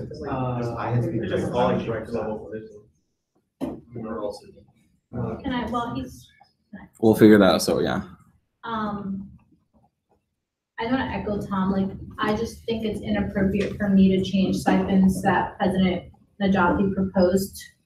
Like, this is a president's cabinet problem, and like, I just think it's awful for me as president, as someone that's her team member and wants to see her team succeed, kind of change the, like, she has reasoning for her stipends, whatever they may be. I think it would be inappropriate for me to like support this, but not having her in the room. Senator Hawk. Thank you. So, I mean, that's a great point, right? I mean, we don't want to presume other people's wants and needs, etc. And like, I understand that it's hard for you to sit there like in this room right now and decide for the vice president's stipends, but that's why you don't have to do it. That's why the finance committee did it, right? We have to make the hard decisions, and we did. And like, historically, these positions have been at a parity with one another in terms of stipends. Last year, case director and KPU, for example, both got 4,000. So it just makes sense to continue that. And like, to be honest, like, I know Leela personally, I don't think she's going to be offended by this. Like, it's not that big of a deal. I don't think it comports with how we've done things historically. It's a very minor, minuscule detail that I really don't think matters, especially when all of these directors do such an incredible amount of work that warrants this amount of money. Senator Zitzman. Yeah, so I'll point out first with regard to the vice president's cabinet, none of us want to tread on the operations of like the plans of the vice president. And even with this reduction of $50 from all of the director's stipends, that's still higher than what she proposed. She proposed at her hearing continuing them to $4,000, and we increase that, if this amendment goes through, to $4,200. And second of all, I will say that even though the like the president's cabinet and the vice president's cabinet are obviously two different cabinets, it's been held for quite a while that the positions that are now highlighted in green do approximately the same amount of work, because I think it is important to note that we didn't just make up this idea of a parity between the groups. It has been several years running. So I think on this amendment, like I know I made it, so I'm just kind of clapping for myself. But what is important is that we increased the DEI director's stipend 50% over what was proposed. And also, we're not having a big disparate impact on anyone else. It's really, like, it's not very common that you can do such a big increase one place and not have decreases so large in other places. Senator Deppa's proxy. Yeah, I would second that. I really kind of what Senator Haas said in terms of, might have come from somewhere. I think that in terms of vice president's time, I think that $50 will not significantly impact your ability to do the job. Take a weekend off. Really, I think that this is about compromise. Senators, we need to get this done. It's 9:38. It's time that we kind of meet in the middle, compromise, and we get this to the next bill. So I think that kind of we should. I support this, and I think that I can see that this will be just fine. Senator DeGose's proxy. Yeah, I support the amendment. I mean, I feel like parity is really important, especially we don't want to set a precedent that the case director's work is somehow less valuable or less important than those other departments, especially for, like I was talking about, incoming freshmen, right? I wouldn't want potential future directors to see this, or directors, people who see that position, see this and go, okay, well, if I'm interested in these two, well, they don't think case is viable as the departments, I shouldn't bother. So I feel like parity is really important, and this ensures that. Motion. Can I move that we vote on both the amendment and the amendment to the amendment together and right now? You can. Okay. So, okay, there's a second to combine the two amendments into one. I hear a second. Any discussion? All right, seeing none. All those in favor of combining the two amendments, regardless of voting on them, say yay. Yay. All those opposed say nay. Okay, so now it's one amendment for this. Any further discussion on the amendment? Seeing none, we'll move to vote. All those in favor of adopting what's in green, say yay. Yay. All those opposed say nay. Getting the chair, the ayes have it. Green is adopted.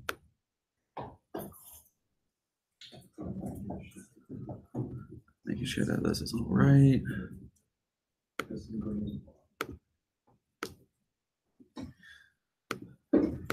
Okay. Further discussion for the stipends as a whole.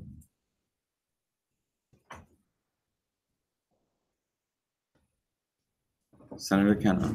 Are we still discussing all three bills together? No. We're discussing the stipends right now. Yeah. Discussion on stipends. Senator Hawk. I move to vote on this legislation. Is there? All right. I hear a second. All those in favor of closing debate and moving to vote say yay. Yay. All those opposed say nay. All right. Debate is now closed. All those in favor of adopting 034, which is the stipends, say yay. Yay. All those opposed say nay. Opinion of the chair, the ayes have it. 034 is adopted. All right, moving to our last. To 035, which is the budget as a whole. Discussion on the budget. Senator Kenna. This is the bill that has the student leadership budget, correct? Or was that back in the second bill? That was back in the Which one? Okay, so if it was back in the second bill, then yeah. Discussion on the budget. Don't just take the fact that it's 9:40 as a means to just end this. This is the budget for the entire year. All right. Just want to make sure that all further discussion is exhausted. Senator Agdepis Proxy. Going back to the VP fund, like the past two councils, 750 is not a whole lot. Do you think that if custom jobs wanted to be more active, where do you think they could get the money from? Senator Hawk. Thank you. So I think I mentioned this before too, but I think that the prime areas that we could adjust the funding on would be first, I was thinking taking that 700 from sub to make it an even 191. They'd still be getting a tremendous increase. And then it would be either the travel subsidy or WI, because then you could even those accounts out. That's a 300 or 500. Again, like even if WI, for example, got 22,000, it's still more than they've gotten in the past like 2 years, substantially more. So those are the places I would recommend making adjustments. Senator Zitzman. I move to take $700 away from the student union board and give it to the vice president general fund. Second. Senator Zitzman, do you wish to take 700 from the initial? Well, I mean the initial allocations, correct? Yeah, the initial allocations. Okay. And then that would also have effects down below. Yeah. So you're taking 700 from sub. Mm-hmm.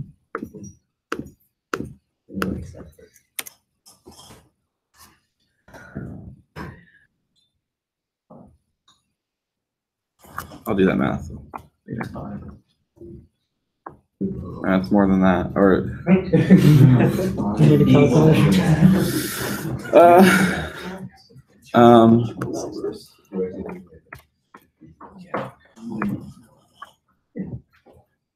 okay, is there a second? I hear a second. Discussion on, yeah.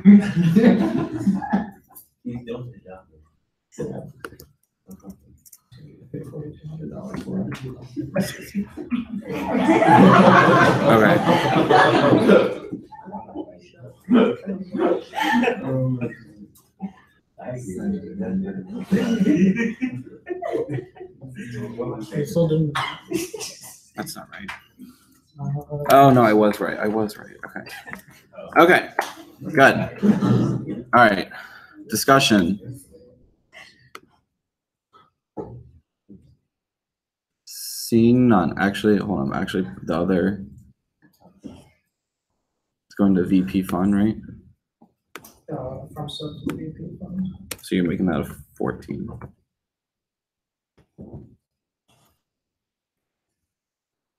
Okay. That's also part of the amendment. Discussion. All right, seeing none, we'll move to vote. All those in favor of adopting the amendment, say yay. Yay. All those opposed, say nay.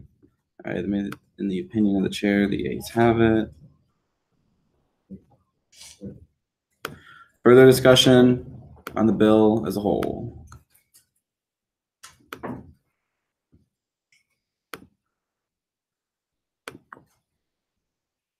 Seeing none. Almost. Senator Kenna. Yeah,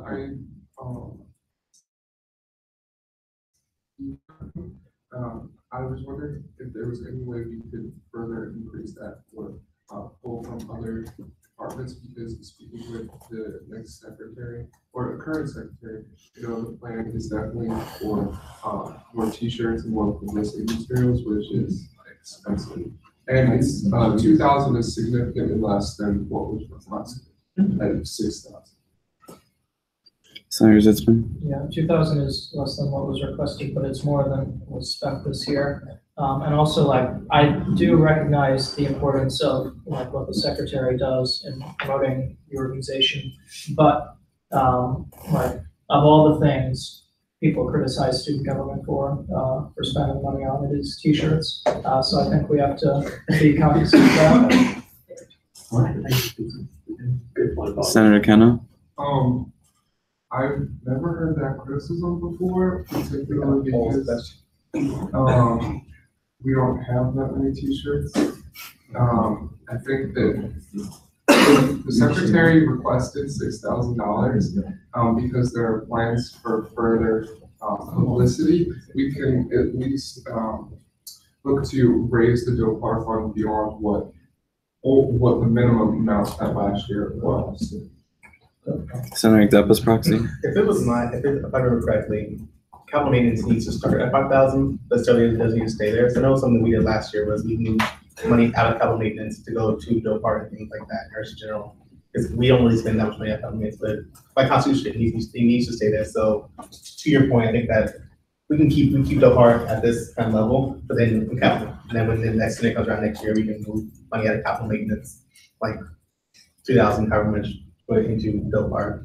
So that this needs to stay there. Capital maintenance needs to start at 5,000, but we definitely move it out of there. So that shouldn't be an issue.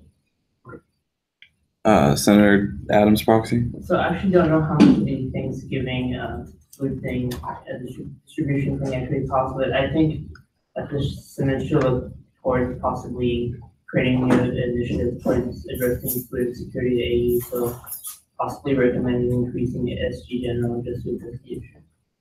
Senator Hart. Right, so the Thanksgiving thing costs $2,000. Again, as I said earlier, if we were to replicate that in the spring, which I think could be a really good idea for this upcoming year, it came either from SG General or Capital Maintenance, I don't remember off the top of my head, but that would be $4,000, and that still leaves an extra $1,000, which could go to like what I don't know his proxy or former Vice President himself said for the Secretary's fund. So yeah, I think right now it has like enough space, enough breathing room.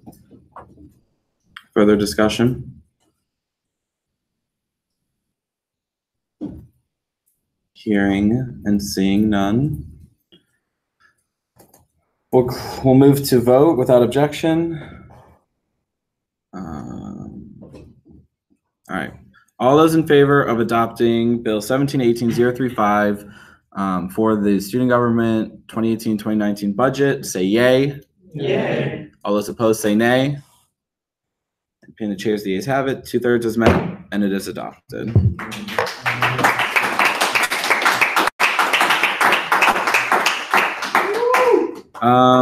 Seeing no old business, we'll move into public comment. Any member of the public wishing to speak at this time? Seeing none, we'll move to go to the order. Any executives for the go to the order? So, President Fernandez. Yeah, I just want to echo what I said earlier. Like, I don't want to kickstart my relationship with the Senate in a tense note or anything like that. Like, I look forward to working together in the upcoming year. But I also hope that you put enough trust in me the same way I'm hoping to put enough trust in you, and that we're both working for a better, more inclusive university. Whatever that looks like for you, whatever that means for you, that's something personal for you or as a collective body. I thank everyone that contributed and made sure that we were a step closer to where we need to be. There's always more room to be made. There's always more progress that needs to get done. But just know that moving forward, I'm always a text away, a phone call away, a Facebook message away if something happens last minute and you need more clarification as to what my reasoning is for certain things. Other executives for the go to the order? Seeing none, moving to senators for the go to the order. Senator Legitimacy. I just wanted to really quick address what you brought up about the Thanksgiving meal thing. So I worked on that both in student government and in REJ, who was they co-sponsored it together. That's definitely something that I'm looking to continue, either probably through REJ, because my position in REJ is Vice President of Advocacy. That's more but that's something that I want to focus on, either like partnering through it with AUSG again, or just like doing that through REJ. But if anyone's interested in that, definitely reach out to me, or anything else like REJ related, or just like friends. Senator Meekum. Yeah, I just wanted to give some recognition to Sarem, because like even though a lot of us just saw the presentation, now him and Bobby and others finance committee, I know that they spent so much and went through so many variations and iterations of this budget, trying to make it work for everyone, and everyone else in the finance committee as well. So yeah, good job. Senator Depp's proxy. This is kind of fun. I mean, maybe it's good. Everyone needs to like see. Let me know. I was back from Greece. But I want to echo Senator's point that it's like to give credit to Senator Hawkins, all points. This is not easy stuff. Like what you do look like this thing is the most important thing that it does is this term of the course the entire year for next year, which is kind of hard to do from like looking like a year ahead. Like this is going to affect people in May of next year. So I know you do like credit for that because this is part stuff, but it is so important. Senator Hawk. Thank you. I just wanted to say that like I didn't expect the discussion to be this contentious or heated, but I'm glad that it was because I think that it was a necessary thing for all of us to understand and justify all the numbers. I'm happy with the amendments that were made. I think that they're reasonable. I think that they probably improved the budget. And yeah, thanks everyone for coming through. Senator Dantzler. I want to say give credits to the finance committees and their talk, and also congratulations to everyone who was newly appointed and tax. Have a great summer. Other senators? You can speak. Decorum. Let the chief of staff speak. So I just wanted to say, introduce myself to everyone. I'm pretty sure I Facebook message everyone. If I haven't, let me know. You haven't. Okay, shut up. But I just want to introduce myself. I'm Maddie. I'm Bausch chief of staff. If you want my number, let me know. 412. Everyone take out your phone. This is live stream. Oh yeah, 412. Yeah, so I just want to be really accessible. I want us all to be friends. So let me know. Let's do lunch. Oh, you? No. Senator Robbins. Decorum. I just wanted to say, going into the fall, there's still a lot more work that we have to do, and the Senate looks very different than it did a year ago in November. We've lost people, we've gained a lot of great new people, but the work still remains. In particular, making sure that the public can trust in us, in our abilities, and also what they want us to accomplish, which is to create a more inclusive, better university for them. So I'm really looking forward to working with everybody, in particular the president, especially we have a referendum coming up. We have a lot of different topics that we need to really be tackling. So of course, have a great summer, but I'm ready to come into the fall, super ready to work. Senator Kenna. Thank you. I completely agree with Senator Robbins this year. And I just wanted to thank you all for confirming me. I thought this would be a good time to apologize for my rushed performance as I was coming out of the very difficult room. But like I said, in the Secretary's Cabinet, I would like to continue working with Senate on however we can help communicate some of its goals. Other senators for the good of the order? All right, quick things. One, thank you for spending your Friday night together instead of, studying for finals, because that's what I know everyone would have been doing tonight. As well as, I really appreciate all the work that the Senate has done. I know Senator Robbins said there's a lot to do still, and don't just because we have the summer coming up mean, take a break, obviously, but think about what you want to do next year. Think about, you're still in your position, especially senators, until at least the end of October. And so there's plenty of weeks to still do what you want in your role and show the students that, you're here for your position and for them. I want to give a quick shout out to Noah, who will be leaving us, and thank you for all of his help.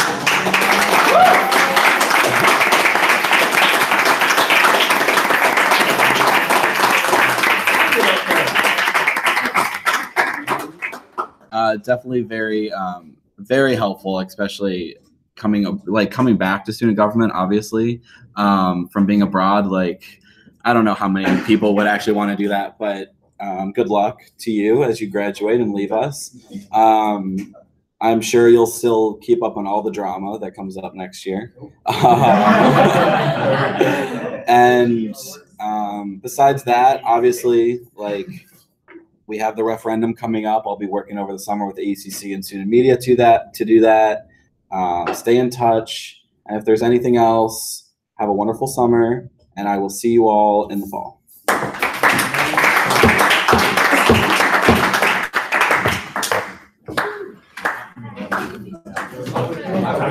Guys, working 12.